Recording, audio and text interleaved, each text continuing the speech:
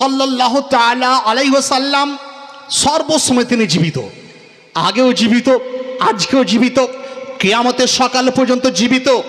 আমার মুস্তাফার জীবিত হওয়া কোরআন ঘোষণা করে, আমার মুস্তাফার জীবিত হওয়া বুখারী ঘোষণা করেছে, আমার মুস্তাফার জীবিত হওয়া মুসলিম ঘোষণা করেছে, আমার মুস্তাফার জীবিত হওয়া তিরমিজি, নেসাই, প্রত্যেকটি হাদিস সেখানের মধ্যে বর্ণিত রয়েছে এটাই যে আমার মুস্তাফা তিনি জীবিত রয়েছেন।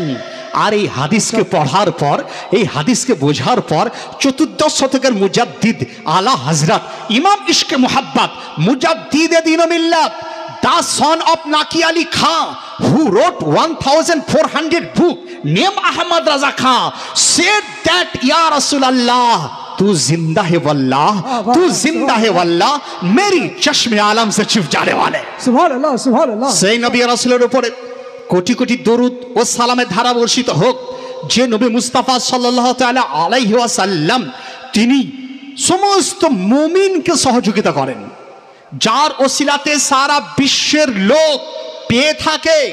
খোদার কসম, আপনি রুজি পেয়ে থাকেন আমার মুস্তাফার ওসিলাতে, আমি রুজি পেয়ে থাকি আমার মুস্তাফার ওসিলাতে, মা বোনেরা রুজি পেয়ে থাকেন আমার মুস্তাফার ওসিলাতে, সমস্ত কীট পতঙ্গ রুজি পেয়ে থাকেন নবী মুস্তাফার ওসিলাতে।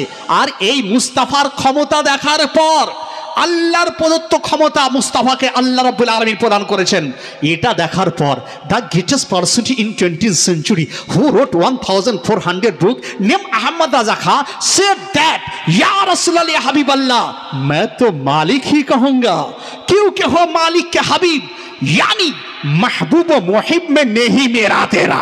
सुभान अल्लाह, सुभान সেই নবী রাসূলের উপরে কোটি কোটি দরুদ ও সালামের ধারা বর্ষিত হোক, যে নবী মুস্তাফা গায়েবের সংবাদ জানেন, গায়েবের সংবাদ দিতে পারেন, গায়েবের সংবাদ কালকেও দিয়েছিলেন, কিয়ামতের সকাল পর্যন্ত কি হবে সমস্ত খবর আলা হযরত তিনি দিয়ে দিয়ে আমার আলা হযরতের প্রিয় রাসূল, আমাদের প্রিয় নবী, আমাদের আকা মাওলা তিনি দিয়ে দিয়েছিলেন।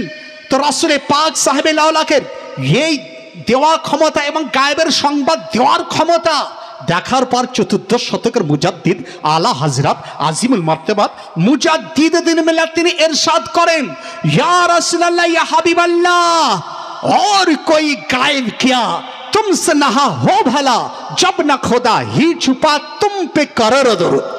তাহলে আপনারা বুঝতে পেরে গেলেন আমার মুস্তাফার শান আলা হযরত কি করে বর্ণনা দিয়েছেন।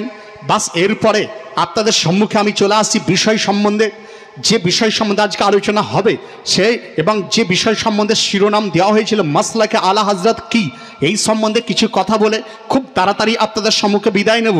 একবার ভক্তি ভরে উচ্চ স্বরে একবার দরুদ শরীফে নজরানা পেশ করুন। আল্লাহুম্মা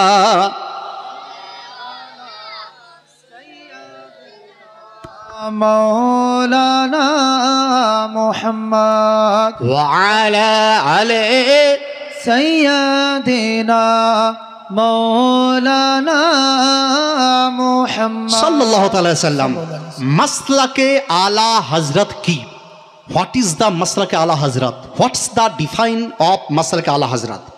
আপনারা সাধারণ ব্যক্তি, বেশি কিছু আপনারা জানেন না, কিন্তু আপনারা কানে শুনছেন মাসলাকে আলা হযরত।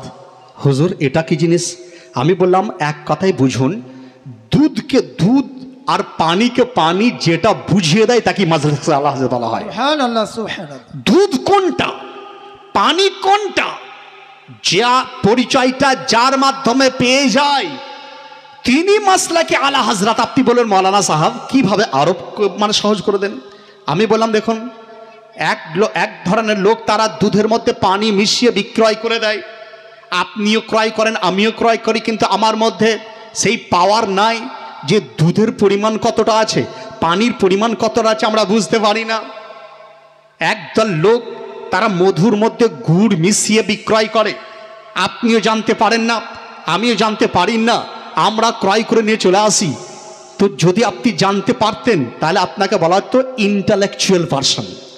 যদি আপনি জানতে পারতেন যে দুধের পরিমাণ কতটা, পানির পরিমাণ কতটা, মধুর পরিমাণ কতটা, তার মধ্যে আপনার চিনির পরিমাণ কতটা, তাহলে আপনাকে ইন্টালেকচুয়াল বা আপনাকে বলা হতো যে পড়ে লিখে আদমি, এডুকেটেড পারসন আপনাকে বলা হতো। তো আমরা বুঝতে পারি না। এডুকেটেড পারসন সে বলে দেয় দুধ আছে 500, তার মধ্যে 100 গ্রাম পানি মিশানো রয়েছে। আমি বললাম ইন্টালেকচুয়াল বলল কি দ্বারা? আপনি বললেন মাওলানা সাহাব, তিনি বললেন এইভাবে, কারণ তার মধ্যে অভিজ্ঞতা আছে, হি হ্যাজ অ্যান এক্সপিরিয়েন্স, তার মধ্যে এক্সপিরিয়েন্স আছে। আমি বললাম ঠিক আছে, এক্সপিরিয়েন্স যখন আছে বলতে পারলেন, তো এক্সপিরিয়েন্সটা কি? শরিয়াতের দৃষ্টিতে বাতিলকে বাতিল আর হককে হক, সঠিককে সঠিক আর বাতিলকে বাতিল যেটা বলিয়ে দেয়, সেই এক্সপিরিয়েন্সের নামই মাসলাকে আলা হযরত। তাহলে আপনাদের বুঝতে অসুবিধা হলো না? এরপর উদাহরণ দিকে যাই। মাওলানা সাহেব, মাসলাকে আলা হযরতের মধ্যে আমরা চলে এলে আমাদের উপকার হবে কি? উপকার হবে কি? আমি বললাম একটা সুরখিয়া হেডলাইন এটাই যে আজকের দিনে সঠিক রাস্তার নাম মাসলাকে আলা হযরত। সুরখিয়া হেডলাইন হলো এটাই, আজকের দিনে বাঁচার সঠিক রাস্তা, জান্নাতে যাওয়ার সঠিক রাস্তা, তাকে মাসলাকে আলা হযরত বলা হয়। এরপর আপনি বলবেন ডিসকাস করে দেন।